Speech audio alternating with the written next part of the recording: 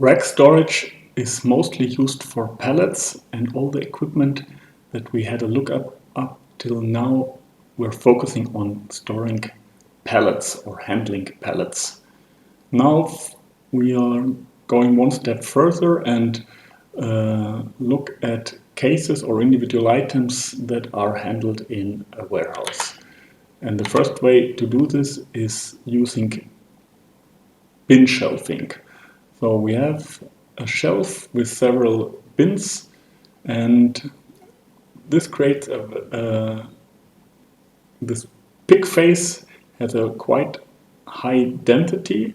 That means we can have many picks, and the typical pick rate in such a bin shelf is 50 to 100 picks an hour. Compare this with picking from a pallet storage, where you can imagine that the pick rate will be much, much slower.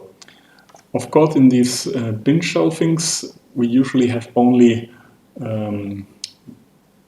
there are no boxes behind each other. They are very shallow, and there's only one box per layer.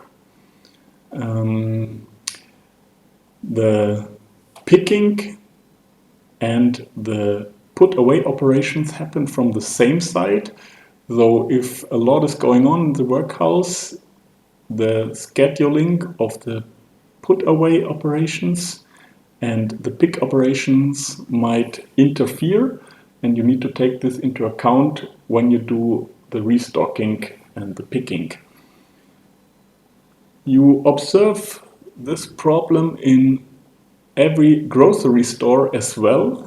You see it sometimes that the refilling, the put away operations is going on while the consumers want to buy things, and in particular when it's crowded, you see how annoying this can be when you as a consumer are looking for something and some other guys are refilling the shelves at the same time and having all the equipment lying around.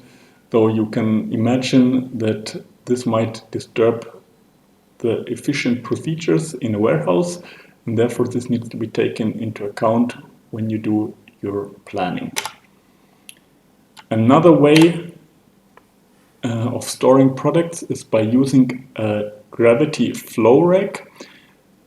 Again, here we are looking at storing cases, not pallets, and the picking is done from the right side in this example. Here this guy is doing the picking and this guy is doing the put away, the storing operation.